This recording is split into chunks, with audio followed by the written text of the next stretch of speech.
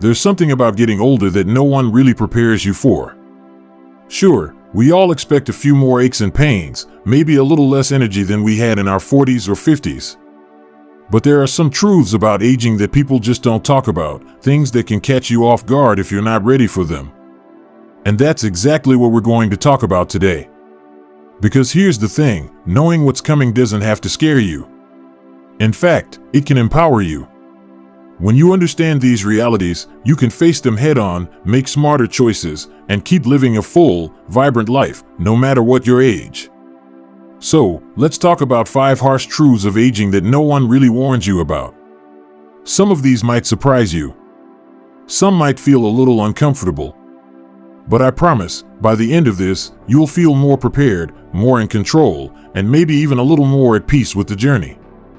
Now, the first truth is one that sneaks up on a lot of us: your body will change in ways you don't expect. It's not just about wrinkles or gray hair, those are the easy things. It's the subtle shifts, like how your balance isn't quite what it used to be, or how you might wake up feeling stiff even when you didn't do anything strenuous the day before.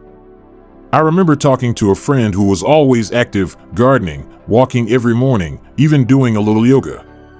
Then one day, she bent down to pick up a grandchild and realized she couldn't get back up as easily. It wasn't pain, it was just different. That's the thing no one tells you: aging isn't always dramatic. It's a slow, quiet shift in what your body can do. But here's the good news: you can adapt. Small things, like adding balance exercises to your routine, staying hydrated to keep joints lubricated, or even just giving yourself permission to move a little slower, can make a world of difference. The key is to listen to your body, respect its limits, but also keep challenging it in healthy ways. Now, the second truth is a tough one: loneliness can creep in, even if you've always been social. As we get older, our circles naturally shrink. Friends move away, pass away, or just drift apart. Family gets busy. And suddenly, you might find yourself feeling more alone than you ever expected. This isn't something we like to admit, because it feels like a personal failure. But it's not. It's a normal part of aging, and it happens to so many people. The danger isn't just in feeling lonely, it's in what that loneliness can do to your health.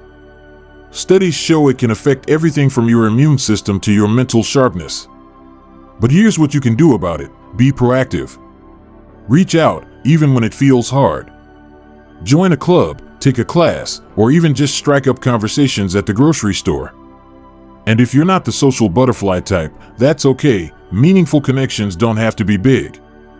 1 or 2 close friends, a weekly phone call with a family member, even a pet can make all the difference. And that's where we'll pause for now. Because the next truth we're going to talk about is one that affects every single one of us as we age: the way your relationship with time changes. But we'll get into that in just a moment. For now, I'd love to hear from you. Have you noticed these shifts in your own life? Let me know in the comments. And if this resonates with you, don't forget to like this video and subscribe so you don't miss the rest of the conversation. Because here's the most important thing to remember: aging isn't about giving up. It's about adjusting, adapting, and finding new ways to thrive. And you've got so much good life ahead of you. One of the most surprising things about getting older isn't just how our bodies change, it's how our perspective shifts. Time starts to feel different. When we're young, we measure our lives in milestones, graduations, careers, raising families. But as we get older, those big markers slow down, and suddenly, we're faced with this quiet, unspoken truth: time doesn't stretch out endlessly anymore. It's not a bad thing, not if we handle it right. But it can be unsettling if we're not prepared for it. I've talked to so many people who've said the same thing: I blinked, and suddenly I was 70. And what happens then?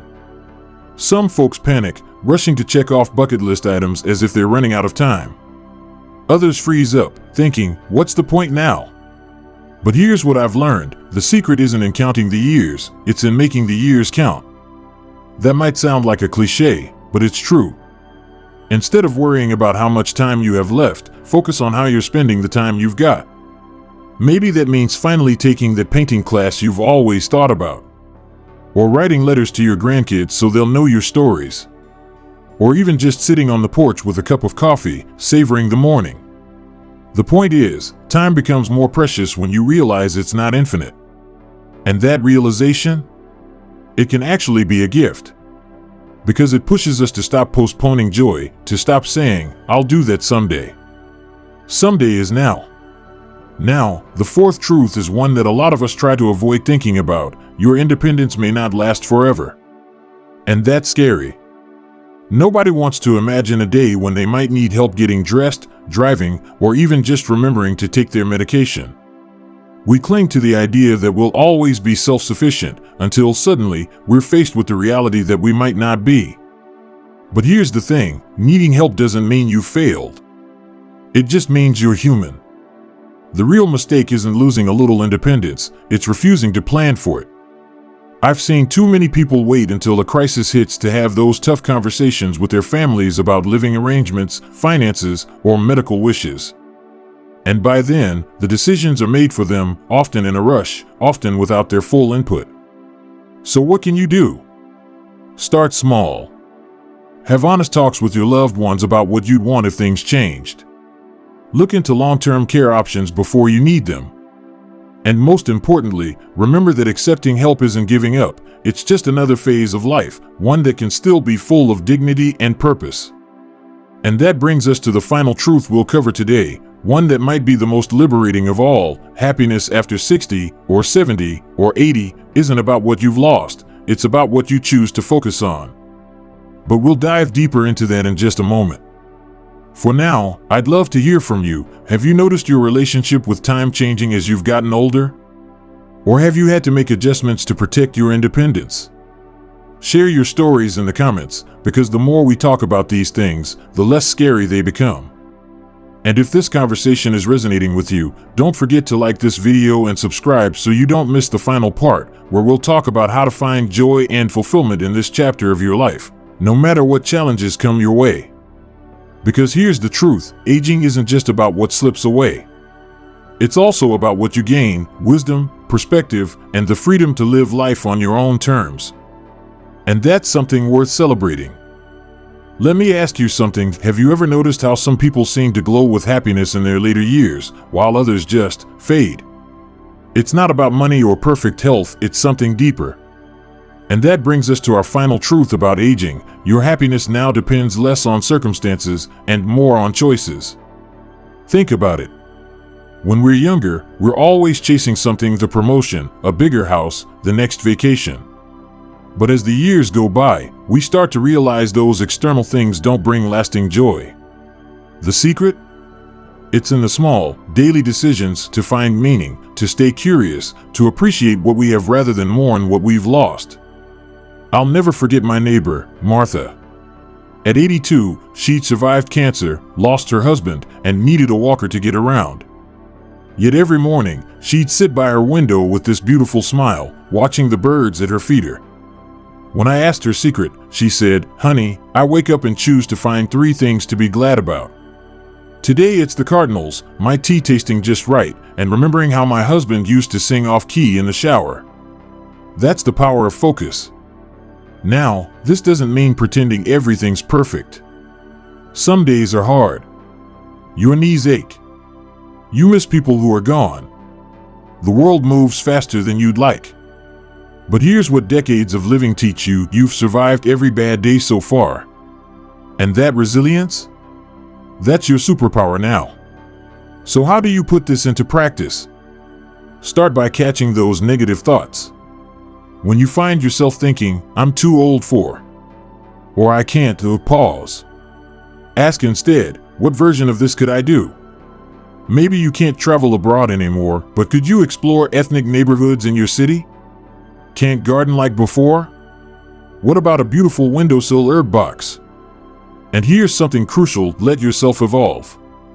The things that brought you joy at 40 might not work at 70, and that's okay. My friend Bob retired expecting to golf every day, only to discover he actually loved teaching kids to read at the library. Sometimes the greatest gifts come when we're willing to try something completely new. As we wrap up, let me leave you with this: aging isn't about decline, it's about distillation. All those years have boiled life down to what truly matters. The petty worries fade. The love deepens. And if you let it, this can be the most contented chapter of your life, not despite your age, but because of it. So tell me in the comments, what's one small thing that brings you joy these days? Let's inspire each other. And if this conversation has been helpful, hit that like button and subscribe. Because here's to living every year with purpose, grace, and maybe just a little bit of sass. After all, you've earned it. Remember, getting older isn't about counting years, it's about making years count. And you're just getting started. Here's to your next great adventure.